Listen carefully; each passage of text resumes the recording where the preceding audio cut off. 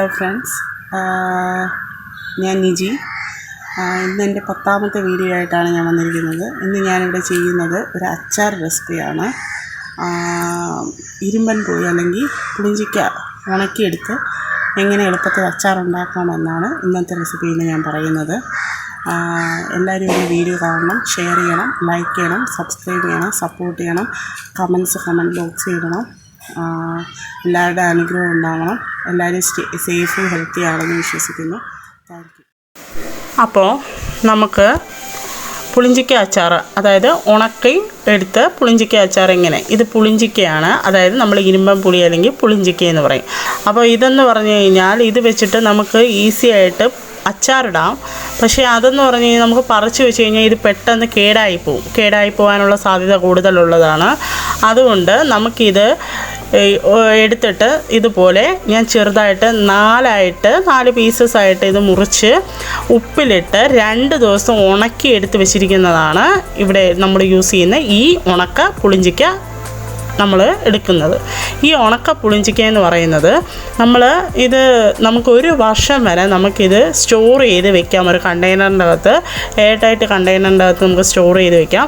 നല്ല ടേസ്റ്റാണ്. നമ്മുടെ ആവശ്യത്തിനനുസരിച്ച് കുറച്ചെടുത്ത് നമുക്ക് ഇത് അച്ചാർ വെച്ച് പ്രഷർ പേഷ്യൻസിനൊക്കെ നല്ലതാണിത്. ഈ അച്ചാർ ഉണ്ടാക്കി കഴിച്ച് കഴിഞ്ഞാൽ നല്ല ടേസ്റ്റാണ്. അപ്പോൾ ഇത് നമുക്ക് ഡയറക്റ്റായിട്ട് എടുത്ത് ഉണക്കി വെച്ചിരിക്കുന്നത് നല്ല ഡ്രൈ ആയിരിക്കും. നമ്മൾ എടുത്ത് കഴിയുമ്പോഴേക്കും അത് നമുക്ക് ഒരുപാട് ഓയിൽ കൺസ്യൂമിങ് ആണ്. അതുകൊണ്ട് ഞാൻ 1/2 മണിക്കൂർ വെള്ളത്തിലിട്ട് കുതിർത്ത് വെച്ചിരിക്കുന്ന പുളിഞ്ചിക്കയാണിത്. അപ്പോൾ നന്നായിട്ട് വെറ്റായിരിക്കും. അപ്പോൾ നമുക്ക് നന്നായിട്ട് അച്ചാർ ഉണ്ടാക്കാനും സാധിക്കും. നമുക്ക് ആവശ്യത്തിനനുസരിച്ച് ഇതുപോലെ എടുത്തിട്ട് അച്ചാർ ഉണ്ടാക്കാം. ഇനി അച്ചാറിന് ആവശ്യമായിട്ടുള്ള ഇൻഗ്രീഡിയൻസ് എന്തൊക്കെയാണെന്ന് നോക്കാം. ഞാനിവിടെ 3 ടേബിൾ സ്പൂൺ മുളക് പൊടിയാണ് എടുത്തിരിക്കുന്നത്. നമുക്ക് നല്ല എരിവ് വേണം, അതുകൊണ്ട് 3 ടേബിൾ സ്പൂൺ എടുത്തിട്ടുണ്ട്. പിന്നെ വേണ്ടത് ഉലുവയാണ്. ഉലുവ വറുത്ത് പൊടിച്ച് വെച്ചിരിക്കുന്ന ഉലുവ ഞാനൊരു 1/4 ടീസ്പൂണാണ് എടുത്തിരിക്കുന്നത്. അതിനുശേഷം മഞ്ഞൾപ്പൊടി 1/4 ടീസ്പൂണാണ് എടുത്തിരിക്കുന്നത്. പിന്നെ വേണ്ടത് കുറച്ച് വെളുത്തുള്ളിയാണ്, ചെറുതായിട്ട് അരിഞ്ഞ വെളുത്തുള്ളി. ആവശ്യത്തിനനുസരിച്ച് നമുക്ക് എടുക്കാം. വെളുത്തുള്ളി ഉണ്ടെങ്കിൽ ടേസ്റ്റ് നന്നായിരിക്കും. അതിനുശേഷം വേണ്ടത് കടുകാണ്. ആവശ്യത്തിന് കടുക്, ഉപ്പ്, കറിവേപ്പില, പിന്നെ 2-3 തണ്ട് മുളക്, കായം. നല്ലൊരു കണ്ണാടി കുപ്പിയാണ് നമുക്ക് വേണ്ടത്. അതിലാണ് നമുക്ക് ഈ അച്ചാർ സ്റ്റോർ ചെയ്യുക. പിന്നെ വേണ്ടത് ആവശ്യത്തിന് വിനാഗിരി. ഇത്രയും ഇൻഗ്രീഡിയൻസ് വെച്ചിട്ട് എളുപ്പമാണ്. ഇൻഗ്രീഡിയൻസിൻ്റെ എണ്ണം കണ്ടിട്ട് നിങ്ങൾ പേടിക്കേണ്ട. പെട്ടെന്ന് ഇത്ര ഇൻഗ്രീഡിയൻസ് വെച്ചിട്ട് നമുക്ക് അച്ചാർ ഉണ്ടാക്കാം. പാൻ ചൂടാക്കാൻ വെച്ചു. ചൂടാക്കിയതിന് ശേഷം അതിലോട്ട് നമ്മൾ നല്ലെണ്ണയാണ് യൂസ് ചെയ്യുന്നത്, വെളിച്ചെണ്ണ യൂസ് ചെയ്യില്ല. 3 ടേബിൾ സ്പൂൺ നല്ലെണ്ണയാണ് യൂസ് ചെയ്തിരിക്കുന്നത്. തൽക്കാലം നമുക്ക് 3 ടേബിൾ സ്പൂൺ നല്ലെണ്ണ മാത്രം മതി. നല്ലെണ്ണ വെച്ചിട്ടാണ് നമ്മൾ അച്ചാർ ഉണ്ടാക്കുന്നത്. എന്നിട്ട് കടുകിട്ട് പൊട്ടിക്കാൻ വെച്ചു. കടുക് നന്നായിട്ട് പൊട്ടി വരുമ്പോഴേക്കും അതിലോട്ട് നമുക്ക് കരിവേപ്പില ആഡ് ചെയ്ത് കൊടുക്കാം. കരിവേപ്പില ഇട്ടതിന് ശേഷം നമ്മൾ അതിലോട്ട് വെളുത്തുള്ളിയാണ് ആഡ് ചെയ്യുന്നത്. കരിവേപ്പില നന്നായിട്ട് റോസ്റ്റായിട്ട് വന്നതിന് ശേഷം നമ്മൾ വെളുത്തുള്ളി ആഡ് ചെയ്യുന്നു. വെളുത്തുള്ളി നന്നായിട്ട് ബ്രൗണിഷായിട്ട് ബ്രൗൺ ഷെയ്ഡ് ആയതിനു ശേഷം അതിൻ്റെ അകത്തോട്ട് നമ്മൾ പച്ചമുളകാണ് ആഡ് ചെയ്യുന്നത്. പച്ചമുളക് ഇട്ട് കൊടുത്തതിന് ശേഷം ലോ ഫ്ലെയിമിലായിരിക്കണം നമ്മുടെ പാന്. അതിനുശേഷം നമ്മൾ മുളക് പൊടി ആഡ് ചെയ്ത് കൊടുക്കുന്നുണ്ട്. മുളക് പൊടി ആഡ് ചെയ്ത് കൊടുത്തതിന് ശേഷം നന്നായിട്ട് ഇളക്കി കൊടുക്കണം. അടി പിടിക്കാനുള്ള ചാൻസ് കൂടുതലാണ്. നന്നായിട്ട് എല്ലാ ഭാഗത്തോടും ആ മസാല എല്ലാം പിടിച്ചതിന് ശേഷം നമ്മൾ അടുത്ത് മഞ്ഞൾപ്പൊടി ആഡ് ചെയ്ത് കൊടുക്കാൻ പോകുന്നുണ്ട്.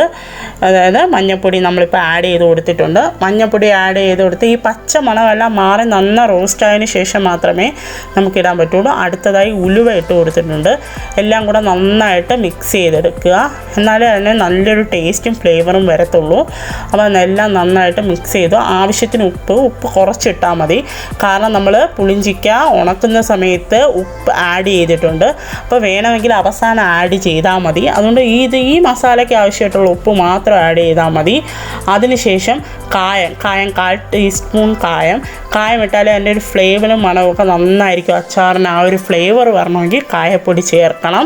കായപ്പൊടി ചേർത്തതിന് ശേഷം നന്നായിട്ട് ഇത് ചെയ്യുക. ഒരു 2-3 ടേബിൾ സ്പൂൺ നമുക്ക് വിനാഗിരി യൂസ് ചെയ്യാം. വിനാഗിരി യൂസ് ചെയ്ത് കഴിഞ്ഞാൽ നന്നായിട്ട് അത് കുറച്ച് ദിവസം കേടാവാതെ ഇരിക്കും. നമുക്കിത് വേണമെങ്കിൽ ഫ്രിഡ്ജിൽ സൂക്ഷിക്കാം, അല്ലെങ്കിൽ പുറത്തും സൂക്ഷിക്കാം. അതിനുശേഷം 1/4 കപ്പ് വെള്ളം ഞാൻ യൂസ് ചെയ്യുന്നുണ്ട്. 1/4 കപ്പ് വെള്ളം അതിലോട്ട് ഒഴിച്ച് നന്നായിട്ട് ചൂടായി വന്നതിന് ശേഷം നന്നായിട്ട് ചൂടായി തിളച്ച് വരണം. ഈ ഒരു കൺസിസ്റ്റൻസിയിലായിരിക്കണം നമ്മുടെ അച്ചാർ. തീരെ വെള്ളമായി പോരുത്, കട്ടിയായി പോരുത്. അതിനുശേഷം നമ്മൾ എടുത്തു വെച്ചിരിക്കുന്ന ഉണക്ക പുളിഞ്ചിക്ക ആ മസാലയിലോട്ട് നന്നായിട്ട് മിക്സ് ചെയ്ത് കൊടുക്കുക. മസാല എല്ലായിടത്തും നന്നായിട്ട് എത്തുന്ന രീതിയിൽ നമ്മൾ നന്നായിട്ട് മിക്സ് ചെയ്ത് കൊടുത്തതിന് ശേഷം നമ്മുടെ അച്ചാർ റെഡി ആയിട്ടുണ്ട്. ലാസ്റ്റ് 1 ടേബിൾ സ്പൂൺ നല്ലെണ്ണയും കൂടെ ഒഴിച്ചിട്ട് വേണം. അപ്പോൾ നല്ലൊരു മണവും ഫ്ലേവറും അതിലോട്ട് കിട്ടും. നന്നായിട്ട് മിക്സ് ചെയ്തെടുത്തിട്ടുണ്ട്.